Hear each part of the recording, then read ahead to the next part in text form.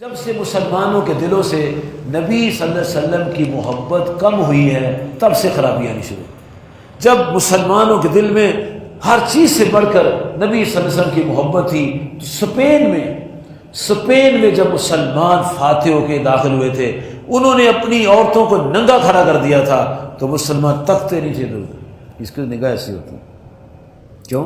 اس کا نظر آتا ہے آج میں کسی کی بیٹی کو دیکھوں کل میری بیٹی کو لوگ دیکھیں، آج میں کسی کی بیوی کو غلط نگاہ سے دیکھوں گا میری بیوی کو دیکھیں، آج میں کسی کی بہن اور ماں کو بری نگاہ سے دیکھوں گا میری ماں بہن بھی گھر بیٹھ اس کو بھی دیکھیں. ایک گولڈ سمتھ تھا، گولڈ سمتھ، اس کے گھر میں ایک ماشکی آتا تھا، پانی بھرتا تھا، مٹکے ہوتے تھے لمبے لمبے سرائی نما بڑے بڑے مٹکے ہوتے تھے، پانی ڈالا بس سے چلے گئے. ایک دن کیا ہوا، ماشکی نے کہا بی بی اس کا ڈھکنا اٹھاؤ، یہ میں مشرق میں پانی ڈالنا ہے. بھی تو روز خود ہی اٹھا لیتا، آدمی اٹھا لے. اس بیچاری نے ڈھکن اٹھایا، اسے اس کا بازو پکڑ لیے، خواص کے ساتھ پکڑا، اسے چھڑایا اور اندر چلی گئی. رات ہوئی تو اس کا شوہر آیا.